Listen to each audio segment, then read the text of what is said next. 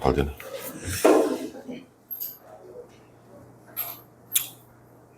안녕하십니까. 국어 맡고 있는 김진혁입니다. 반갑습니다. 이른 아침에 고생이 많으십니다. 제가 이제 어제 집에 이제 전주에서 수업을 마치고 한 1시 정도에 도착을 하거든요. 평소에 1시에 도착하고, 어제, 그제 애들이 많이 안 왔어요. 왜냐면 이제 집에 많이 갔더라고요. 그래서 제가 애들한테 경고했어요. 이번 6월달 집에 가는 것은 이제 끝이다. 이제 오면 안 된다. 어머니들도 반드시 이제 6월달 기말도까지 절대로 오지 마라 라고 경고해 주십시오. 그러니까 집에 왔다 갔다 하는 것은 문제가 아닌데 많이 지쳐요. 지치고 의외로 이제 애들이 수업 결손이라든지 과제 결손이 게 많아요. 지금 이제 수행이나 이런 것 때문에 애들이 되게 바쁘거든요. 그러니까 집에 이제 오고 싶다 하더라도 거기에 일단 뼈를 묻어라 라고 이제 말씀을 꼭 해주시고, 일단은 지금 이제 기말고사 한창 준비잖아요. 그죠? 그리고 이제 이 여름방학인데 제가 이제 3년을 쭉, 상상고 3년을 좀 생각해 보면 이런 생각이 좀 들어요. 고3이 됐을 때 1학년 때 이런 것들 좀 더 했다면, 또는 이제 뭐 고3인데 2학년 때 이런 걸 좀 더 했다면, 이런 후회들 있잖아요. 그죠? 그 후회들을 하지 않기 위해서 그러면 어떻게 해야 될 것인가. 여기에 이제 오늘 설명을 좀 마쳤어요. 시간 빠르죠, 어머니들. 상상소 합격 딱 클릭하고 막 기뻐하는 그 순간이 엊그제 같은데 벌써 이제 한 학기가 다 지나갔잖아요. 그죠? 그리고 이제 제가 이제 아이들한테 지난 겨울 때 물어봤어요. 야, 우리 상상호 학교생활 되게 기쁘다. 이게 얼마 갈지 모르겠다. 얼마 갈지 모르겠고 아마 1학기 기말 끝날 때쯤 되면 스물스물 후회하고 있을 것이다. 내가 여기 왜 왔을까? 그러지 않습니까? 그런 생각도 있을 거예요. 근데 이게 상상고 가신 건 정말 탁월한 선택이에요. 잘 하신 거고, 어떻게 하면 3년 동안 끝까지 견디고 인내하고 참고 가는 학생이 승리를 해요. 제가 이제 이전 설명회 때가 언제인지 모르겠지만 아마 중간고사 대비 때 그런 말씀을 어머니한테 드렸어요. 정보는 가까이서 오지만 진실은 멀리서 온다고. 그러니까 이게 뭐냐면 3년 정도 기다려야 돼요. 3년 정도 기다리면 정말 이제 엄청난 진실이 스물스물 가까이 오거든요. 근데 이제 어머니들이 가까이 있는 정보들만 너무 귀가 솔깃 돼서 왔다 갔다 하시는 거거든요. 학생들 그렇고요. 그러니까 이렇게 하면 안 돼요. 그래서 요걸로 이제 좀 참고하시고, 요게 이제 하여튼 원장님이 자랑 좀 해라 해서 이렇게 학생들과 저하는 문자 주고받은 것들 쭉 나왔어요. 그동안 이제 제가 받은 것 중에 하나가 여기 이제 중학교 고시 시험도 한 번도 100점 맞은 적이 없는데 이번에 이제 엄청 울었다. 너무 이제 잘 봐서. 이런 증언이 있거든요. 이게 어떤 거냐면, 국어란 과목은 가성비가 좋은 과목이에요. 이게 무슨 얘기냐면, 수학은 하루아침에 성적이 잘 안 바뀌어요. 그러지 않습니까? 아니구나. 근데 국어는 성적이 갑자기 바뀌어야 돼요. 이게 무슨 말이냐면, 이 성적이, 지난 모의고사를 제가 이럴까. 지난 모의고사는 뭐 한 3개 틀렸는데, 이번 모의고사는 2개 틀렸어. 성적이 올랐어. 이런 관점으로 접근하면 안 돼요.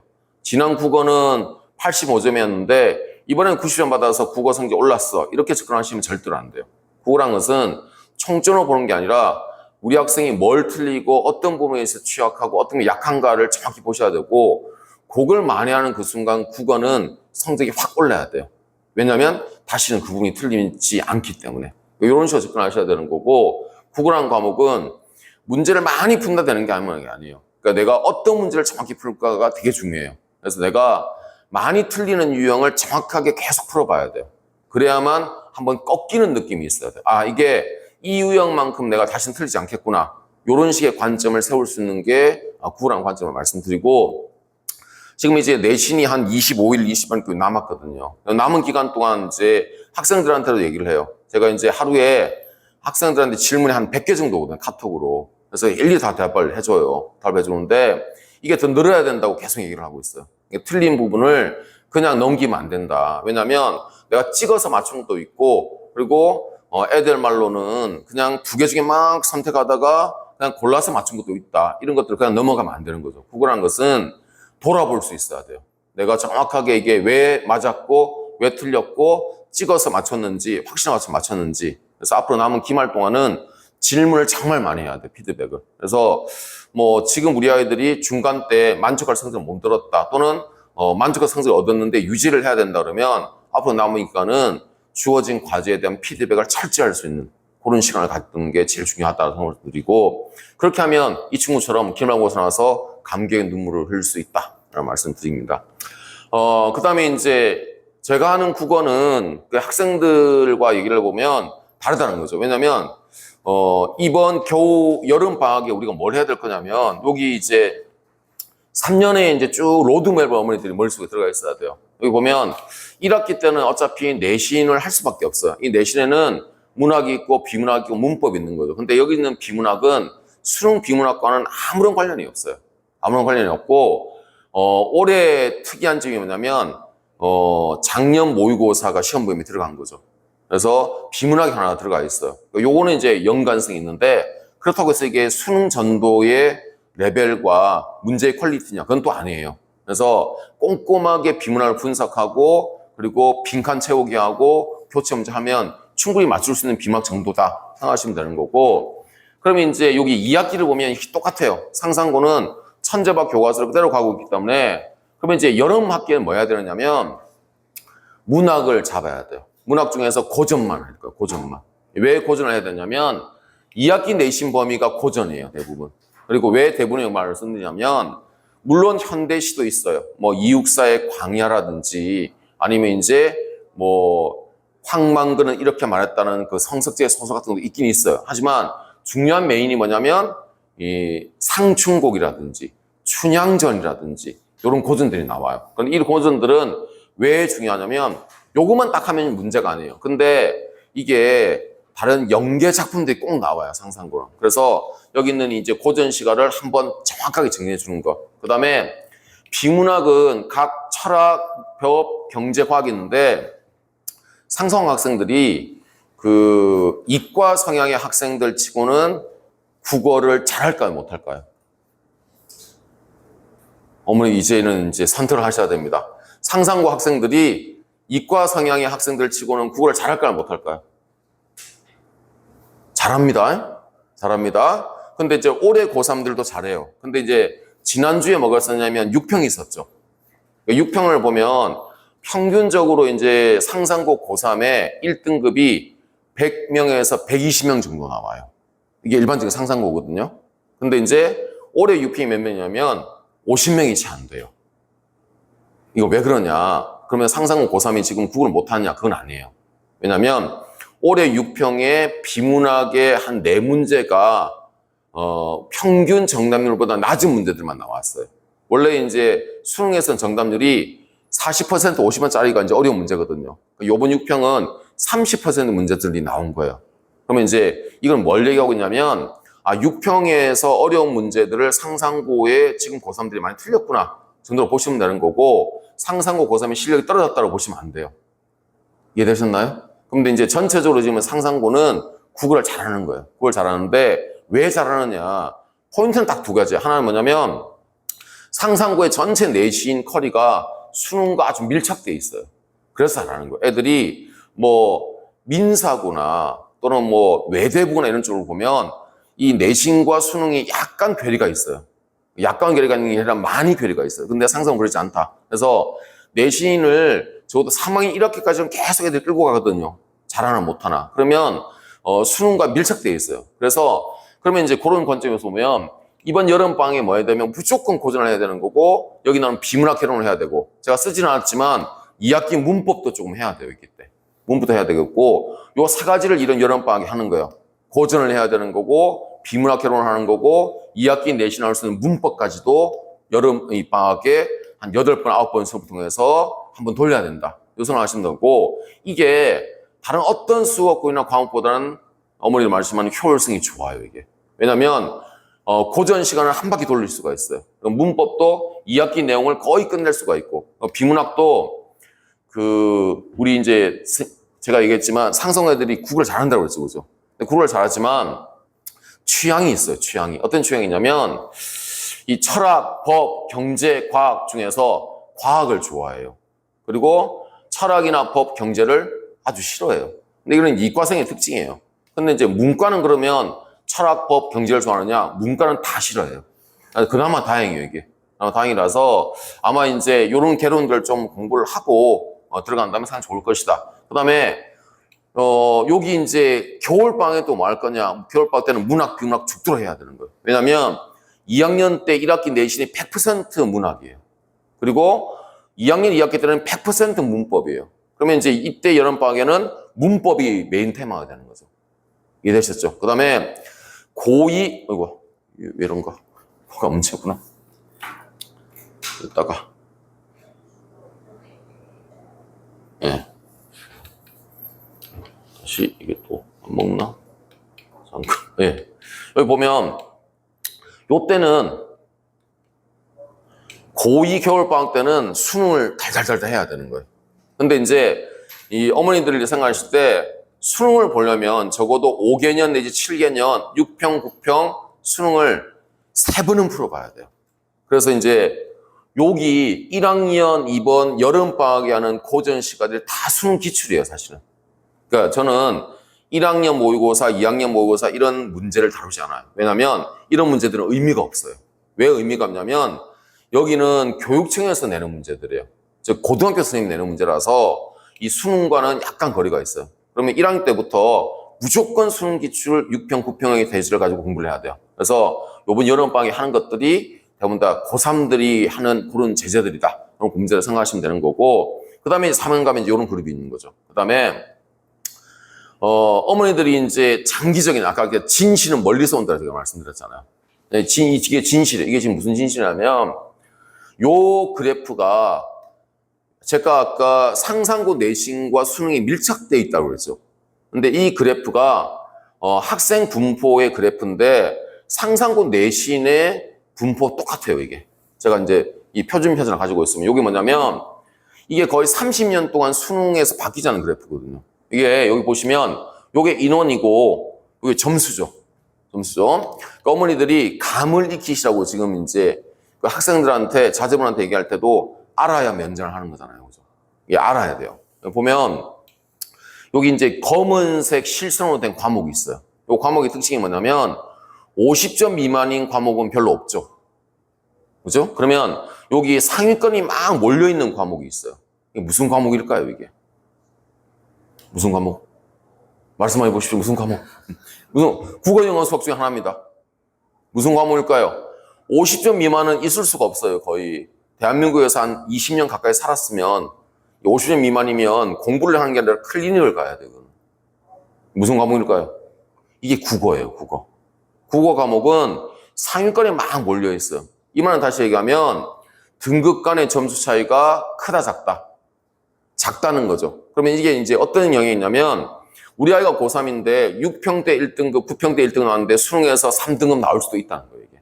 그만큼 변화가 많다는 거죠. 등급 간의 점수가 크니까. 이해되셨습니까? 그러면 요건 거꾸로 얘기하면 내가 국어에 대해서는 정말 한 문제 한 문제를 예민하게 접근하지 않으면 등급이 떨어지는 것은 순식간이다. 또 하나는 내가 한 문제 한 문제에 대해서 정확하게 풀이법이라든지 마스터하면 등급 올리는 것도 쉽다는 거죠, 이거는. 이해되셨죠? 그 다음에 여기 이제 2번 해볼게요, 2번. 2번 파란색 점선이죠. 밑에 있는 학생들이 되게 많아요. 상위권들도 적어요. 이게 무슨 과목일까요? 문과 수학이에요. 문과 수학. 이 친구들이 왜 문과인 줄 알겠죠? 그 다음에 여기 파란색 실선 정확하게 정규 분포를 보는 과목이 있어요. 그래서 평균에 제일 학생들이 많고 상위권에도 어느 정도 있는 과목, 이과 수학이죠. 근데 여기서 이제 수학과 국어의 차이를 아셔야 돼요. 수학은 등급 간의 점수 차이가 커요. 그죠? 그러면 이제 수학은 등급을 올리기가 힘든 과목이에요. 그러면 이제 거꾸로 하면 저학년 때 제일 공부를 많이 해야 될 과목이 무슨 과목일까요? 수학이죠.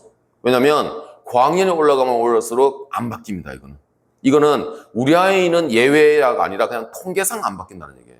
통계상. 그러면 국어는 꾸준하게 하는데 뭘 해야 되냐면 내가 뭘 틀리는지를 정확하게 알고 있어야 돼요. 그리고 이 유형을 내가 꺾지 않으면 성적은 안 올라요. 비록 지난 모의고사는 90점, 이번 모의고사는 92점, 다음 모의고사는 95점 올랐지만 수능 가서 망할 수 있다는 거죠. 왜냐하면 내가 틀린 유형에 대해서 마스터 안 했기 때문에. 그리고 여기 있는 요 과목, 요 과목 검은색 점선 요 과목은 영어예요. 영어. 영어는 아주 상위권이 많아요. 상위권이 많아요. 그래서 이번에 본 6편 같은 경우가 아주 어려웠어요. 영어가. 그래서 고3들 같은 경우도 1등급 애들이 많지가 않아요. 많지가 않은데 이거는 이제 조절이 될 거야 아마. 조절이 되는데 여러 가지 썰들이 있어요. 요번 6평의 응시원이 작년보다 17만 명이 많았어요. 왜냐면 의대 지원이 느는 것 때문에 우리 직장인 오빠들, 언니들 막 시험 같이 봤어요. 그래서 이런 것들 때문에 영어를 어렵게 냈다는 썰도 있고 뭐 여러 가지 이제 얘기하고 있지만 어쨌든 수능은 이런 식으로 가고 있다. 근데 이게 상상고 내신도 똑같아요. 상상고 내신도 국어에서 상위권이 아주 치열한 경쟁을 해요. 한 문제 때문에 등급이 확확 바뀌는 거고 평균했는데 5등급 나와요 이게. 요게 요 때문이라는 거죠. 근데 수학은 잘하는 친구들은 많지만 성적이 딱 나눠져 있는 거죠. 그리고 상위권 영어도 많이 뭉쳐 있는 거고. 그래서 이 수능의 그래프랑 상상고 내신의 그래프랑 거의 일치하고 있다. 그러면 상상고에서 내가 공부를 잘하려면 내신을 철저히 따라가고 함께 수능도 같이 공부하는 것. 이 전략을 가야 된다는 거죠. 자, 그다음에 요게 이제 그 어머니들이 이제 보시 편하게 제가 이제 빨간선을 놨는데 2022년 자료예요. 근데 이게 뭐 옛날 거 아니야 이렇게 필요가 없어요. 왜냐하면 통계란 것은 15,000명 넘으면 똑같아요. 똑같기 때문에 대통령 선거할 때도 1,000명만 표준 조사를 하거든요. 근데 이게 15,000명 초조사 하기 때문에 거의 정확해요. 이게 뭐냐면 6월달 모의고사에 1등급 받은 친구가 과연 수능에서 몇 퍼센트 나오느냐는 거죠. 6월달 모의고사에 1등급 받은 아이가 국어예요. 국어. 31%면 다시 1등급 나와요. 그리고 2등급 받은 학생들도 28%가 다시 1등급이 나올 수 있다는 거죠. 이게. 그리고 3등급 받은 애들, 여기 3등급 대인 애들도 14%가 1등급 나온다는 거죠. 이게 무슨 말이냐면 국어라는 것은 그만큼 변화가 있다는 거죠. 변수가 있기 때문에 안심하지 마시라. 안심하려면 어떻게 되냐면 우리 아이가 과연 틀리는 유형에 대해서 정확하게 마스터하면 그때는 안심해도 돼요. 그리고 문제가 아까 말씀드렸죠. 6평에서 정답률 30%짜리가 쫙 있었다. 이거 틀렸다. 근데도 이번에 컷이 84점, 84.5점이거든요. 1등급이. 근데 이거 다 틀려서 우리가 1등급 나왔어요. 그러면 수능에서 1등 나올 수 있어요. 근데 그런 건 안심해도 되는데 정답률이 50%나 60%, 70% 이런 거 틀리고 있다. 그러면 이제 불안한 거죠, 이거는. 이런 식으로 어머니들이 정답률과 성적을 보시라는 거죠. 그래서 제가 이제 뭘 하냐면 6월달 모의고사 끝나고서 제가 이제 밴드에 올렸어요. 어머니들 한번 보시라고. 이게 1학년 모의고사 1학년 요번에 본 거, 우리 아이들 본 거 보면 1등급이 87, 88이죠. 80점은 제가 이제 무슨 얘기를 했냐면 2등급 이상이면 걱정하지 마시라 일단. 그리고 문제는 3등급 미만이면 걱정하셔라. 이거는 뭔가 문제가 있다. 상상고에서. 문제가 있는 거고 3등급 미만 이유가 여기 나왔듯이 개인적인 변수였다면 내가 수능에서 없앨 수 있는 변수였다면 이거는 뭐 큰 문제가 없지만 이 변수가 지속되는 변수였다면 그치? 이게 무슨 얘기냐면 우리 아이가 고질적으로 시간이 부족하다든지 고질적으로 문학에서 약하다든지 고질적으로 비문학에서 한 지문을 못 푼다든지 이런 문제가 있다면 이거는 좀 심각하게 받아들이고 해결점을 찾으셔야 돼요. 찾는 건 다른 거 없어요. 상담 받으셔야 돼요. 뭐 갖고 그냥 학생만 오면 안 되고 그 시험지를 들고 오셔야 돼요. 시험지를 들고 오셔서 우리 아이가 과연 뭘 틀리고 있고 왜 틀리고 있고 이걸 왜 선택했는지를 3자 대면해야 돼요. 그게 제일 빨라요. 그게 제일 빠르고 그런 식으로 해결되는 거고 그 다음에 여기 있는 게 이제 이 정답률의 퍼센트예요. 우리 아이가 총점이 몇 점이다, 문학에서 몇 점이다 이런 건 중요하지 않아요. 여기 있는 퍼센트를 정확히 보셔야 돼요. 이번 모의고사는 화작이 어려웠어요. 화작의 수능의 정답률은 90%대예요. 근데 이번 1학년 모의고사 어려웠죠, 그죠? 그러니까 이거는 여기서 틀렸다, 괜찮다. 그리고 문법은 수능에서의 문법 정답률은 60%예요. 근데 쉬웠던 거죠. 근데 문법에서도 틀린 문제들이 있어요. 여기 나와 있듯이 11번, 12번을 틀렸다. 이건 괜찮아. 이건 안 배웠어요. 이거는 2학기 범위예요. 괜찮다는 거예요. 근데 13번에서 15번에서 틀렸다. 얘는 반성해야 돼요.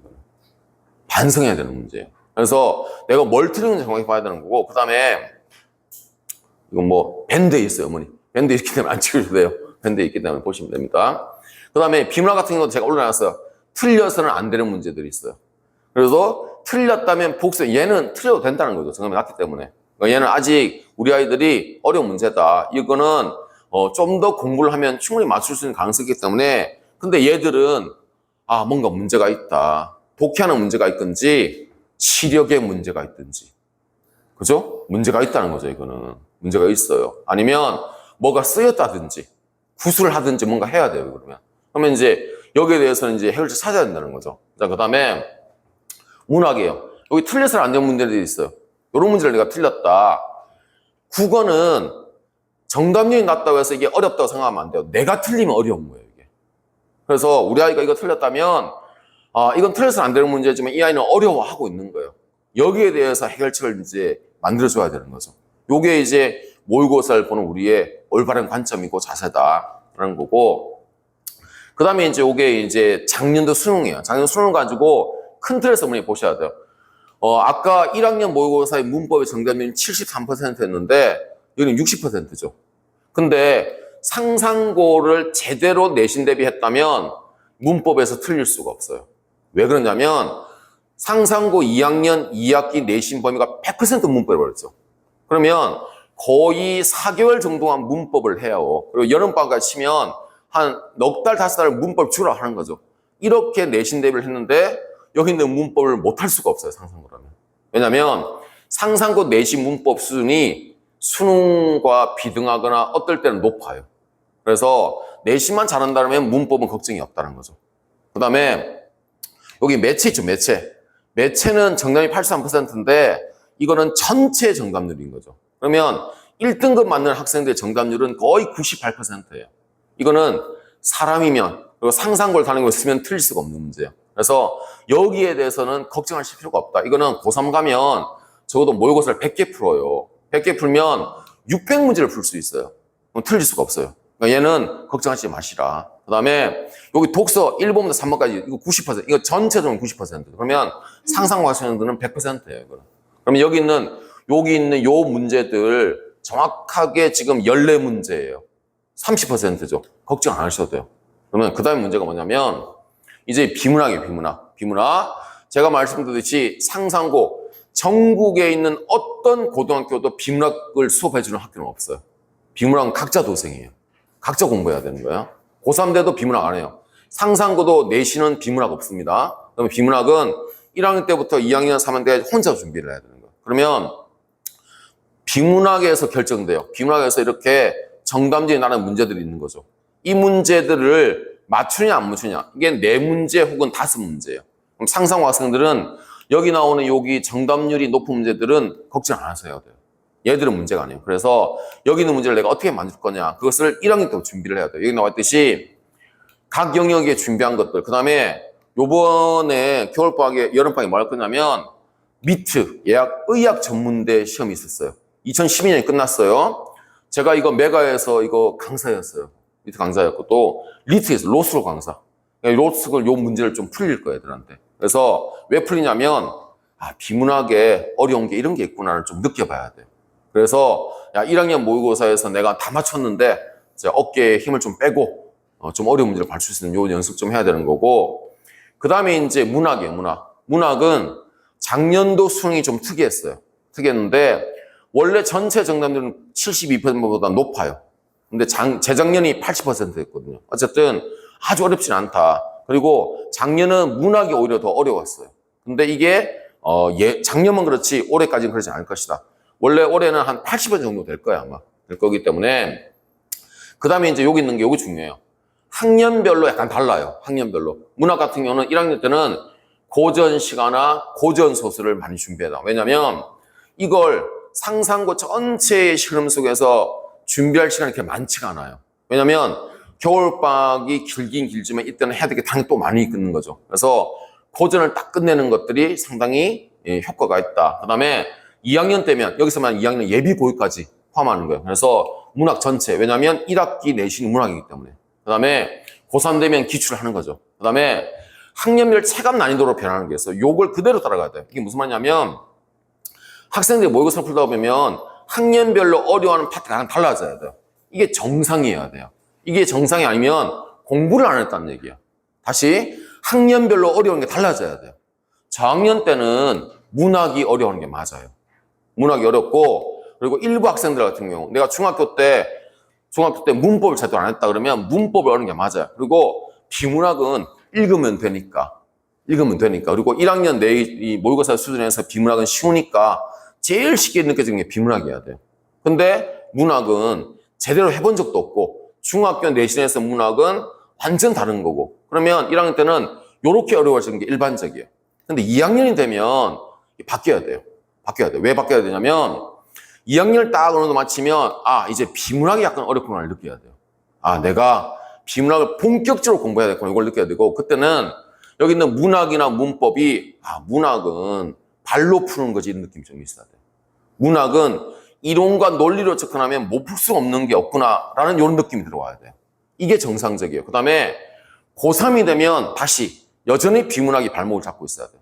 그래서 내가 고3이 됐다. 6평 때까지는 문학과 문법을 다 맞는 전략. 9평에서 비문학까지 다 맞는 전략을 가야 돼요.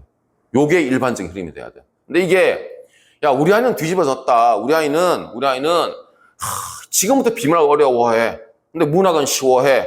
그럼 이런 것들은 뒤에 가서는 안 좋을 수 있어요. 그래서 이게 일반적으로 가장 올바르다. 그리고 이게 공부를 했을 때 가장 이런 식으로 나타난다. 보시면 되는 거고요. 그 다음에 이제 상상후 여름방학 프로그램이 어떻게 되냐면, 여기 있는 거, 아까도 말씀드렸지만 수능 가지고 할 거예요. 수능 가지고 할 거고, 2022년도부터 할 거예요. 왜냐면 2023년, 24년은 나중에 해도 돼요. 이건 학년 올라갔을 때, 올 겨울방학 정도 때. 그리고 여기 나왔는 거, 경제부터 시작해서 밑에 필수지문들이 과제로 나가요. 그래서 이런 식으로 이제 쭉 진행된다고 보시면 되고, 계속 고전을 풀 거예요. 고전을 푸는데, 우리가 공부할 고전들이 어떤 거 있냐면, 어머니들이 보셨던 이런 것들은 안 나와요, 수능에. 수능이 안 나와요. 죽어도 안 나와요, 이거는. 안 나오기 때문에 이게 언제 나오냐면, 우리 상상고 2학년 1학기 문학 내신에서도 안 나와요, 이게. 딱 하나 요거만, 황조가만 나와, 황조가 나오기 때문에 그냥 그때 가서 공부하면 돼요. 이거 공부해도 애들이 돌아왔으면 잊어요. 그리고 재미도 없어요, 이거는. 그 다음에 향가. 현재 25개 남아있거든요. 이걸 다 공부할 거냐? 절대로 아니에요. 21개는 안 나와요, 이게. 왜 안 나오느냐? 이 21개가 불교적 내용이에요. 수능에 나올 수가 없어요. 만약 이게 수능에 나오면 제가 볼 때는 기독교 단체에서 데모할 거예요. 찬송가도 내라 그러면서. 그러니까 안 나온다는 거죠, 이건. 안 나와요, 이거는. 그 다음에 여기 오도건데 고려가요인데 30개 남아요, 30개. 이걸 다 공부할 거냐? 이 공부 안 해요. 25개는 공부 안 해도 돼요. 이 25개 왜 공부 안 해도 되냐면, 남녀, 상렬, 지사. 야한 내용이에요. 이 야하다고 해서 아주 야한 것도 아니에요. 만두 사러 갔는데 아저씨가 손잡았는데 이 정도 내용이거든요. 안 나와요, 이런 거. 그러면 요 정도만 공부하면 되는 거죠. 요 정도만. 요 정도가 이제 내신과 연계되는 거고. 그 다음에 이제부터 중요해요. 여름방학에 뭘 할 거냐? 시조해야 돼요, 시조. 그 다음에 가사해야 돼요, 가사. 여기 있는 빨간색으로 된 게 상충곡이 1학년 내신이고 규원가가 2학년 내신이에요. 그래서 얘만 하면 되느냐? 그게 아니죠. 여기 나오는 면항정가, 성미인곡, 삼인곡, 누앙사 이거 다 해야 돼요. 이게 한 시간에 하나씩 하면 돼요. 근데 한 시간에 2개를 못 해요, 애들은. 왜 못하냐? 애들의 뇌 용량이 이 수학의 용량과 국의 용량이 달라요, 이거는. 이게 무슨 말이냐면 어머니들이 이제 옛날에는 그런 영화가 있어요. 동시상영 영화 있었죠. 액션 2개가 연달아 붙어 있죠. 그러면 스토리가 섞이죠. 못해요, 이거. 한 번에 하나씩만 해야 돼요. 그래서 요렇게 끝내주는 게 여름방학이다. 그 다음에 아까 했던 비문학, 필수 문법, 이런 거 한다고 생각하시면 되고, 어머니 중에 이제 작년 질문이 있어서 제가 관동별고 어머니 기억나시죠? 관동별고는 안 해도 돼요. 이거 하는 학교가 어디냐면 외대부고예요. 외대부고는 이 신사고 교과서인데 이게 2학기 내신이에요. 근데 이거 수능에 안 나와요. 요즘에 안 나와요. 이거 안 해도 돼요. 그래서 걱정하지 마시라. 우리 아이들은 이번에 관동별고 해야 돼요. 이런 거 걱정하지 마셔야 돼요. 이런 거는 제가 볼 때는 공포 마케팅이에요. 이거 해야 됩니다. 안 해도 됩니다, 이거. 그 다음에 요게 이제 제가 넣었던 이제 우리 그 강의 계획서예요. 이런 것들이 이제 교재가 이미 다 나와 있어요. 그래서 쭉 한다, 이런 것들을. 그게 자료는 없어요. 보시면 되고, 이런 것들 쭉 한다. 그래서 이런 걸 이제 이번 여름에 다 끝낸다고 보시면 되고, 그 다음에 이제 과제가 나와요. 과제가 나가는데, 이 과제가 나가는 걸 끝나는 게 아니라 어머니들한테 이걸 카톡으로 성적표를 보내드릴 거예요. 제가 이제 예전에는 인쇄물로 보내드리니까 애들이 전달을 안 하더라고요. 그래서 어머니들한테 카톡으로 전달해요. 그래서 이 총점을 보시지 마시라. 각 영역별 점수를 보시라는 거죠. 보시는 거고, 그 다음에 이제 이런 걸 쭉 보면 우리 아이가 정말 뭐 틀고 있는지를 알 수 있는 거죠. 자, 그 다음에 이런 예쁜 표가 있어요. 될 수 있으면 이게 사각형 틀에 딱 맞는 게 좋아요. 어디가 찌그러지면 안 되는 거죠, 이게. 그죠? 그 다음에 이제 이거 가지고 제가 뭐 하냐면, 저는 이제 여기에서 개인별 과제를 줄 거예요, 올 여름에. 무슨 과제를 주냐면, 이런 식이죠. 예를 들어서 우리 아이가 문제를 틀렸는데, 저는 이제 그 아이들이 어떤 문제를 틀리는가 되게 중요하다고 생각하거든요. 그래서 예를 들어서 현대시를 풀었는데 공통점 차이점 문제를 틀렸다 그러면 요 문제들만 30문제 딱 줄 거예요. 그러니까 이걸 꺾을 때까지 해야 돼요. 꺾일 때까지. 내가 30문제를 푸는데 10문제를 계속 틀려. 근데 11째 문제부터는 이제 내가 알았어요. 그때부터 맞출 수 있는 거죠. 이런 식의 개념이 돼야 돼요. 그래서 마찬가지로 이런 게 많아요. 편사의 특징을 틀렸다. 이 문제만 줄 거예요. 그 다음에 서술의 특징을 틀렸다. 이 문제만 줄 거예요. 그리고 뭐 부분형 문제를 틀렸다. 이 문제만 주는 거예요. 학생마다 달라질 거야 아마. 그래서 공통과제는 모의고사 과제에 나가겠지만은 학생별 트랙에 따라서 다른 과제가 추락 나갈 수 있다. 그런 거죠. 이렇게 해야만 국어는 제가 말씀드렸듯이 총점이 아니라 뭘 틀리냐를 정확히 보고 고칠 수 있어야 된다. 그 다음에 제가 이제 설명할 때 말씀드리는 건 요거예요. 공부는 경험이 아니라 기억입니다. 이게 무슨 얘기냐면 틀리면 틀릴수록 좋아요. 국어는 지금은. 그리고 여름방학에는 많이 틀려야 돼요. 왜냐하면 그래야 기억을 합니다. 그 다음 또 하나는 국어는 본능과의 싸움이에요. 무슨 얘기냐면 국어의 문제는 1번이 답이라고 해서 이게 100% 확률로 답이냐? 그건 아니에요. 수학과 과학은 그럴 수 있어요. 근데 국어는 이게 약간 다른 산지보다 확률이 더 높을 뿐이에요. 이걸 인정해야 돼요. 이걸 인정하지 않으면 학생들이 뭐냐면 내가 좋아하는 산지를 쫓아가게 돼 있어요. 이걸 막아야 돼요. 그래서 국어는 본능과의 싸움이다. 그다음 또 하나는 이게 이제 톨스토이의 안나 카레니나의 첫 번째 문장이에요. 그러니까 행복한 가정의 모습은 모두 비슷하고 불행한 가정의 모습은 다 제각각이다. 저는 대학교 때 이 첫 문장을 읽고 나서 한 5분 동안 야, 이 톨스토이가 진짜 톨스토이구나. 대단하구나. 왜 느꼈냐면 이 문장을 우리 인생에 대비할 수 있어요. 해볼게요. 공부 잘하는 애들은 다 비슷하고 못하는 애들은 다 제각각의 이유가 있어요. 그렇지 않습니까? 그렇죠. 잘생긴 애들은 다 비슷하고 못생긴 애들은 다 얼굴이 달라요. 그죠? 성공한 사람들은 다 비슷해요. 실패한 사람들은 다 제각각이죠. 그렇지 않습니까? 그러니까 이 돌스토이라는 이 오빠가 정말 엄청난 통찰력을 보여주는 거죠. 저도 그렇게 생각해요. 국어라는 과목은 여기서 출발해야 되는 거야. 답은 다 비슷해요. 답은 다 합리적이고 논리적이고 보편 타당성이 있어요. 근데 오답은 다 비논리적이고 다 부분적이고 다 특수성이 있는 거죠. 근데 이걸 눈치채야 돼요. 그걸 눈치채야만 국어를 잘합니다. 그래서 이번 여름방학은 정확한 타겟이 있어야 돼요. 이번 국어만큼은 딱 성과가 날 수 있게 그렇게 공부를 해야 되고 딱 마침표를 찍을 수 있어야 될 것 같습니다. 너무 길게 했네요. 뭐 나중에 질문은 개별적으로 제가 핸드폰이 있으니까 거기에 하시면 될 거고, 만약에 우리 아이가 이번 모의고사나 내신을 가지고 궁금하다 그러면 오시기 힘들면 틀린 문제들을 카톡 찍어서 한테 보내주시면 돼요. 그러면 제가 그걸 보고 아, 이 아이는 뭐가 문제가 있다, 어떻게 하면 좋겠다 라는 조언을 드릴 거야. 아마 그렇게 하시면 될 것 같습니다. 이 영상을 보시는 부모님들도 그렇게 하시면 될 것 같습니다. 여기서 마치겠습니다. 감사합니다. 네. 저희 수학 512 지금 하고 하시고